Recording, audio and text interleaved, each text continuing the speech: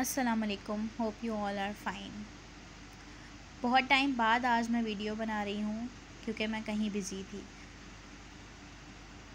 आज की वीडियो में मैं आप लोगों को पैटर्न के बारे में बता रही हूँ जो बोर्ड के एग्ज़ाम्स में आ रहा है।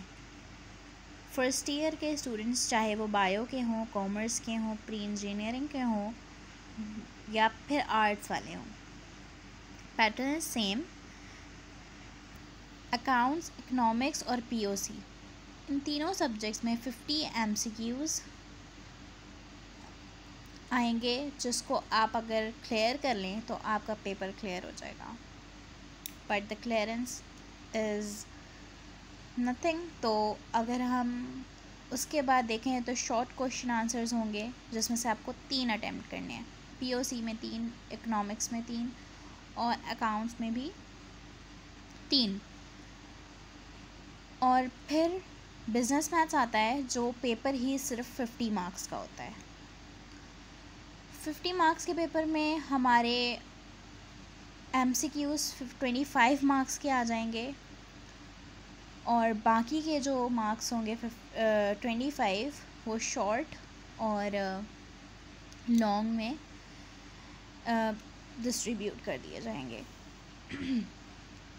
अच्छा, वीडियो थोड़ी सी लंबी हो जाएगी क्योंकि एक टॉपिक को डिटेल में डिस्कस करना एक सब्जेक्ट को थोड़ा मुश्किल है। तो सबसे पहले अकाउंट्स के बारे में अगर हम बात करें तो अकाउंट्स में हमारे जो टॉपिक्स हैं, एक हमारा क्वेश्चन आता है थ्योरी का। फर्स्ट क्वेश्चन हमारा थ्योरी का ही होता है जिसको हमें अटैम्प्ट करना होता है।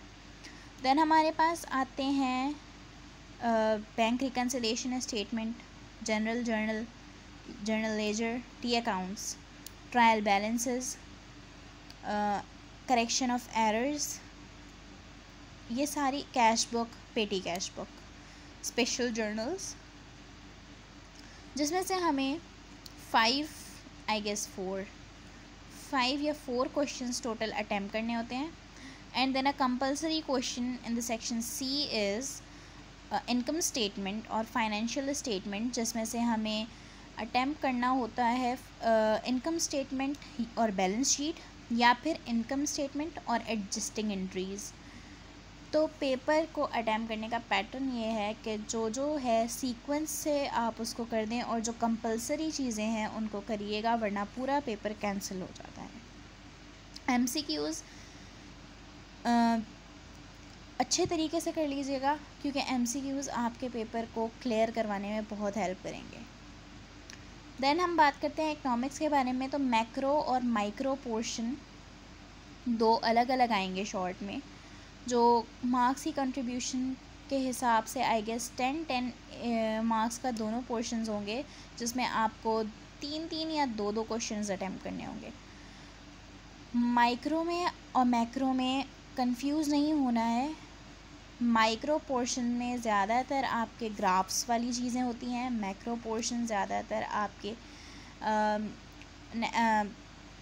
ग्राफ नहीं होते वहाँ पे। हाँ, वहाँ पे ग्राफ की इतनी ज़्यादा नीड नहीं होती। एंड जो लॉन्ग वाला आता है उसमें वो आपको मिक्स करके दे देंगे, सिर्फ एक ही क्वेश्चन देंगे वो आपको उसमें, लेकिन वो मिक्स करके दे सकते हैं मैक्रो और माइक्रो को। तो क्वेश्चंस को क्लियर रखिएगा और क्वेश्चन घुमा फिरा कर भी दिया जा सकता है। रिपीटिंग माई सेंटेंस के एमसीक्यूज़ को अच्छी तरीके से याद कर लीजिएगा। बिज़नेस मैथ्स के बारे में मैं आपको बता चुकी हूँ। 25 मार्क्स के एमसीक्यूज़, 25 मार्क्स का बाकी पेपर। बिज़नेस मैथ्स तो बहुत आसानी से क्लियर हो जाएगा। देन पीओसी, वही सेम पैटर्न है। पीओसी के जो इम्पोर्टेंट्स हैं वो मैं शेयर कर दूँगी, बाकी सबके भी बिज़नेस मैथ्स और अकाउंट्स के इम्पोर्टेंट्स नहीं शेयर किए जा सकते क्योंकि वैल्यूज़ चेंज कर दी जाती हैं। उसके अलावा इकोनॉमिक्स और पीओसी के इम्पोर्टेंट मैं नेक्स्ट वीडियो में बहुत जल्द शेयर कर दूँगी। I hope so after 24 hours.